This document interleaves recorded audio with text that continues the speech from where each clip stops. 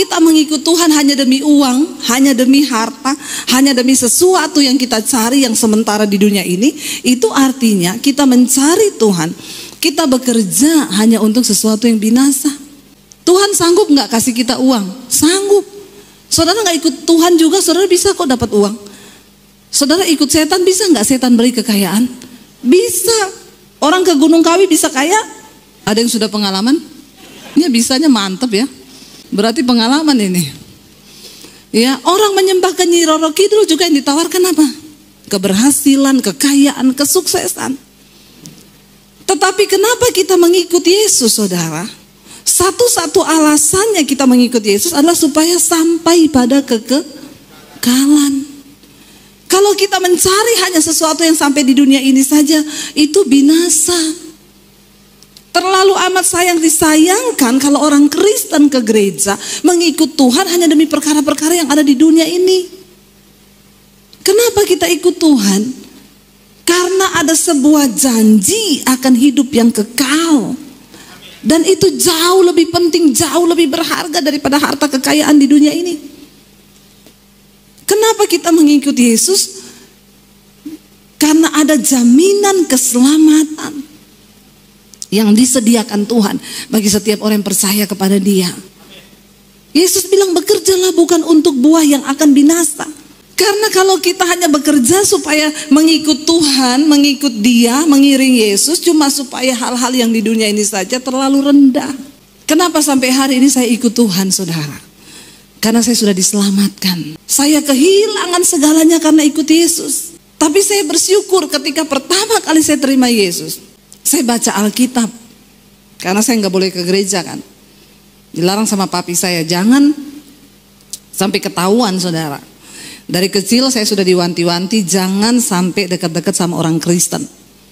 Apalagi pacaran sama laki-laki Kristen. Apalagi kalau kamu terlanjur menikah sama orang Kristen, kata papi saya, lebih baik saya masuk penjara, saya bunuh kamu daripada kamu bikin malu keluarga. Jadi saya nggak berani dekat-dekat sama laki-laki Kristen. Padahal yang ganteng-ganteng itu cowok Kristen.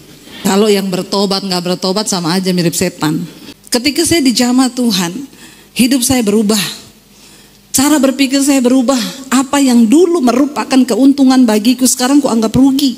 Karena pengenalan akan Yesus Kristus Tuhan itu lebih mulia dari segala-galanya.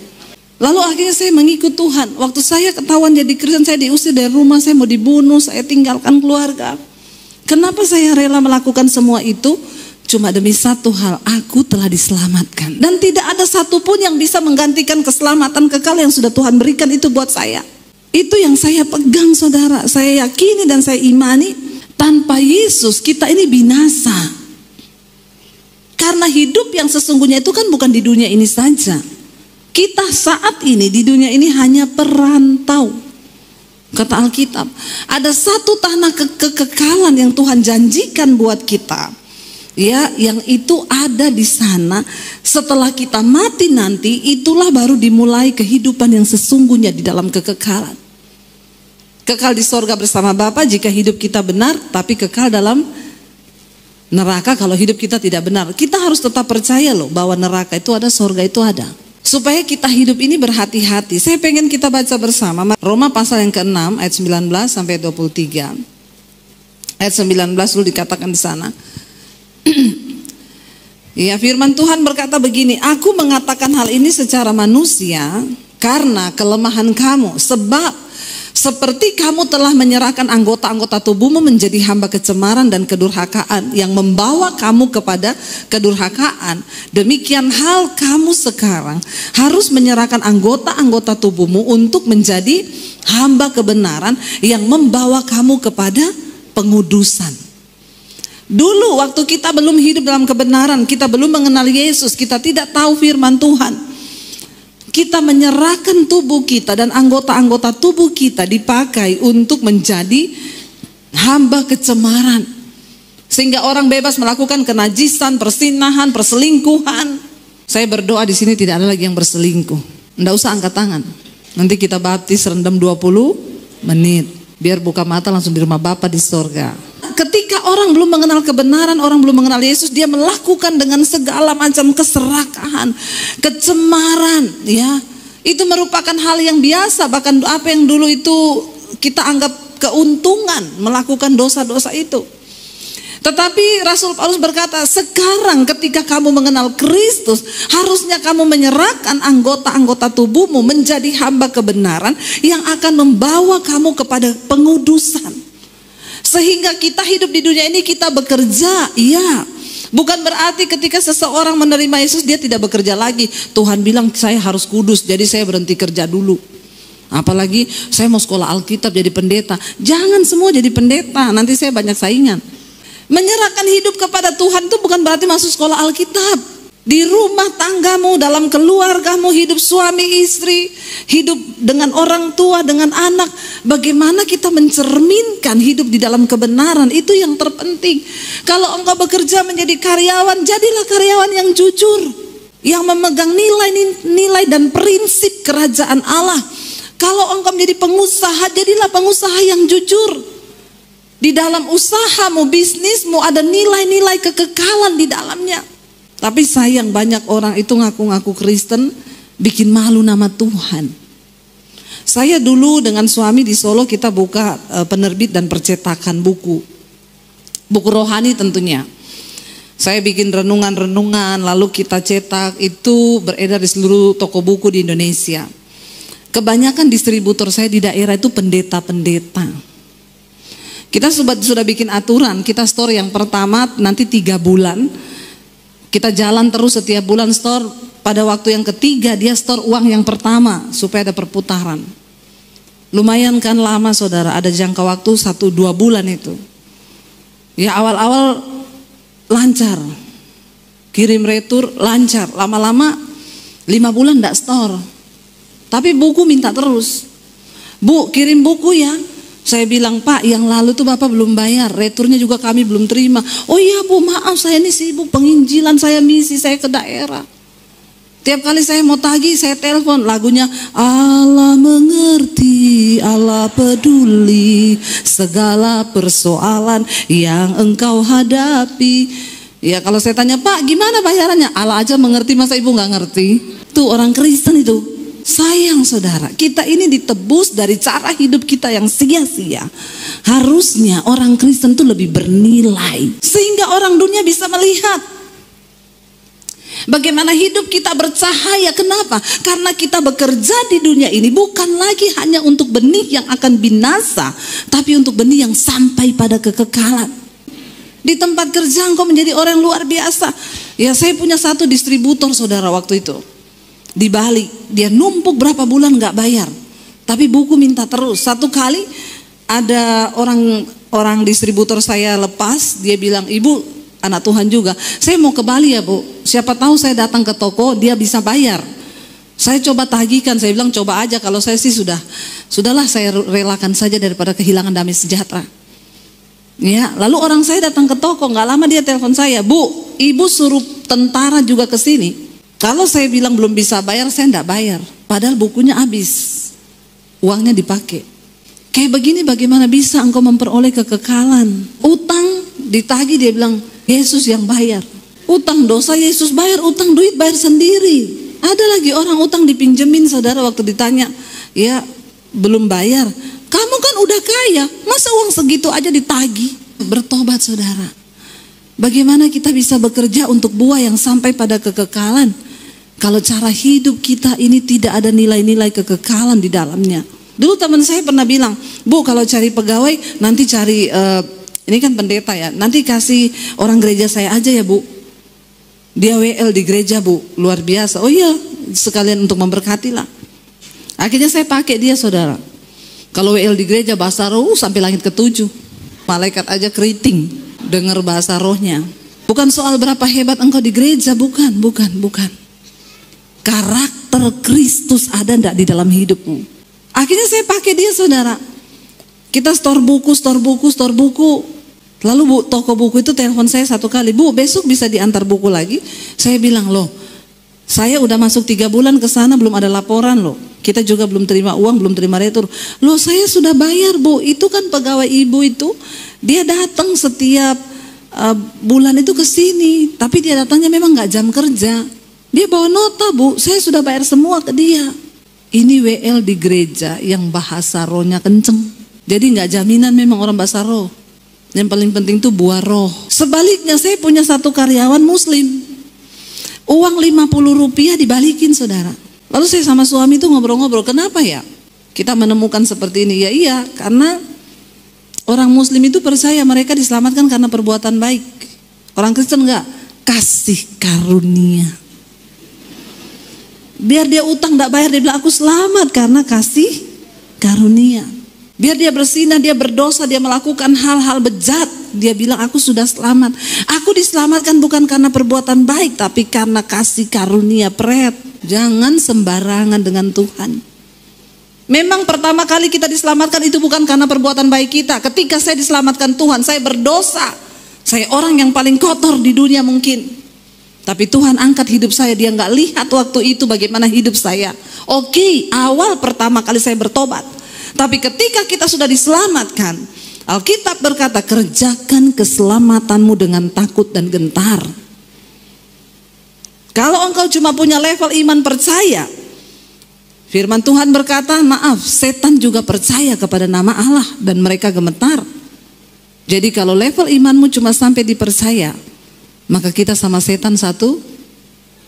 Kalau saudara cuma punya iman percaya yang setiap hari Minggu ke gereja, kalau saudara cuma punya iman percaya, berarti saudara kita ini cuma satu level sama setan. Karena Alkitab berkata, engkau percaya hanya ada satu Allah saja itu baik. Tapi setan juga percaya akan hal itu. Lalu sekarang yang membedakan kita sama setan apa? Sama-sama percaya. Tapi setan tidak akan pernah mungkin melakukan firman. Setan tidak memiliki karakter Kristus. Kita melakukan firman dan kita memiliki karakter Kristus. Itu bedanya. Percayanya sama, tapi kita hidupnya diubahkan.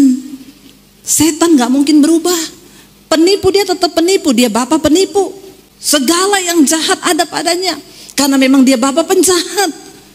Tapi kita dikatakan dulu kita menyerahkan anggota-anggota tubuh kita kepada kecemaran, percabulan, kenajisan, penipuan, kedengkian, segala hal-hal yang jahat. Tapi waktu kita tahu kita telah ditebus, harganya lunas dibayar, harusnya kita juga menyerahkan anggota-anggota tubuh kita ini menjadi milik Kristus, yang akan membawa kita kepada pengudusan. Ini yang dimaksud oleh Tuhan. Makanya Yesus berkata, carilah dahulu kerajaan Allah dan kebenarannya, maka semua itu akan ditambahkan.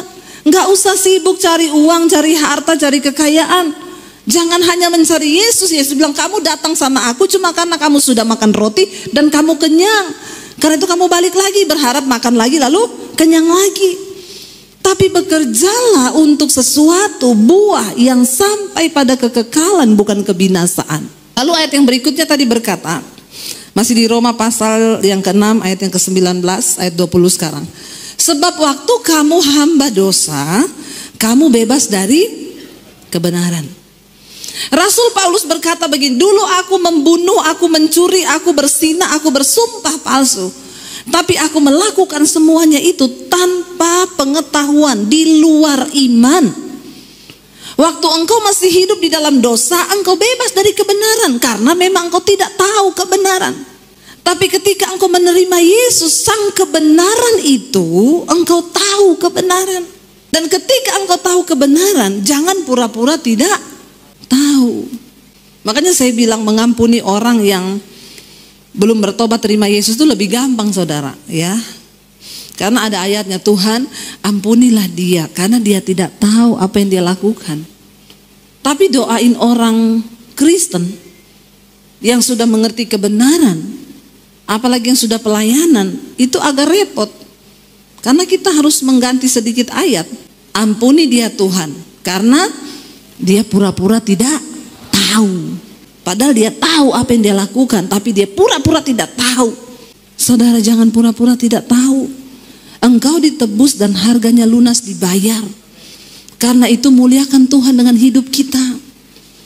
Biar hidup kita menjadi berkat di mana? Di dalam rumah tangga, keluarga. Engkau sebagai suami, jadilah suami yang takut akan Tuhan. Supaya istri dan anak-anakmu berbahagia. Sebagai istri, jadilah istri yang menjadi penolong bagi suami. Ya, menjadi ibu yang baik di tengah rumah tangga. Mari kita berdoa dari hidup kita sendiri dulu menjadi berkat. Jangan bermain-main dengan dosa. Dosa persinahan, perselingkuhan itu menempati urutan tertinggi sekarang. Gak di kalangan orang yang tidak bertobat, yang tidak mengenal Yesus, di kalangan orang gereja pun, ya, ini terjadi, saudara. Kenapa? Engkau sudah tahu itu dosa, jangan main-main dengan dosa. Kalau ketemu mantan, tidak usah tuker-tukeran nomor HP. Amin, bapak-bapak. Saya pernah ketemu oma-oma di satu persekutuan. Bu Debi, saya ini umur 60 lebih. Saya mau konseling sama ibu. Ya udah, yuk sekarang aja mumpung saya ada waktu. Enggak, saya minta nomor telepon ibu aja. Kenapa? Ini kan kita mumpung ketemu, saya ada waktu. Enggak, saya enggak sampai hati. Ada orang konseling enggak sampai hati, saudara. Jadi saya bilang, ya sudah, ini nomor HP saya. Di jalan dia telepon, Bu, saya oma yang tadi. Iya, mau konseling apa oma? Saya tuh jatuh, Bu. Saya bilang, makanya kalau jalan hati-hati. Apalagi ke kamar mandi, banyak tempat yang licin. Kan pikir saya oma-oma pasti jatuhnya kepleset toh. Nggak ada pikiran yang macam-macam, saya orang udah oma. Bukan itu, Bu, jatuhnya. Lah apa jatuhnya, oma? Saya selingkuh. Astagfirullah.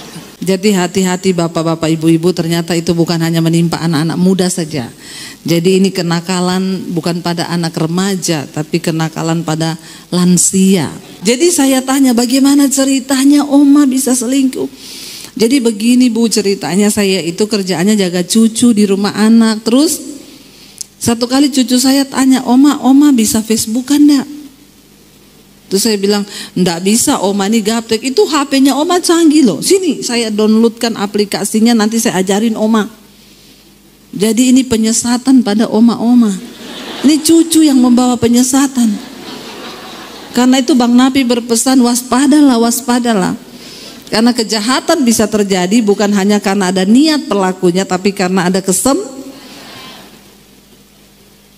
Lalu dibikininlah oma Facebook. Terus cucunya bilang, jadi caranya gini oma cari teman. Oma punya kenalan lama siapa? Teman SMP atau SMA gitu. Nah, orang normal ditanyain kenalan lama, yang diingat siapa? Normal juga nih oma-oma di sini ya. Ingat mantan semua lah. Ya, dia bilang, iya ada nih. Oma punya teman waktu SMA, ternyata dia sebut nama mantannya. Dicari sama cucunya bilang, oh iya ada oma. Ini mukanya oma masih ingat. Iya itu. Oma tidak lupa mukanya, saudara. Akhirnya cucunya bilang, oma tahu caranya chattingan? Oma telepon juga bisa dari sini. Akhirnya oma mulai masuk. Wih, CLBK, saudara. Ya, akhirnya cinta lama belum kelar. Akhirnya cucunya ajarin, gini loh oma caranya.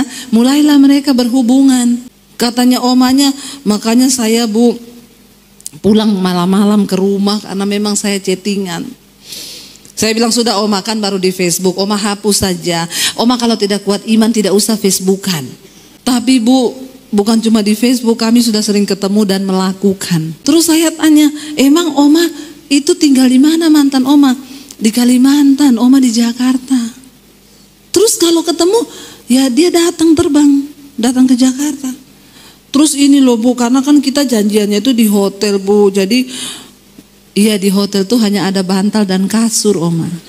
Iya, jadi kita ketemu, terjadilah hal-hal yang diinginkan kan. Tidak bisa bilang tidak diinginkan, diinginkan. Jadi saya bilang, makanya oma kalau tidak kuat iman jangan. Bayangkan loh 60 tahun. Saya bilang, oma ikhtifar, oma usianya seoma begitu harusnya sudah mempersiapkan diri. Sebentar lagi di absen loh. Harusnya sudah mulai mikir sepatu apa yang mau dipakai di peti, bajunya apa. Laku masih selingkuh loh oma itu. Terus umur 65, saya tanya, oma minum vitamin apa? Jadi saya mau bilang ya, dosa itu bekerja, nggak peduli tua muda, nggak peduli miskin kaya. Namanya dosa tetap dosa. Makanya Alkitab berkata kita harus menyerahkan anggota-anggota tubuh. Apa itu anggota tubuh? Mata, telinga, hidung, tangan, kaki serahkan kepada Tuhan untuk dipakai sebagai senjata kebenaran yang membawa kita kepada pengudusan.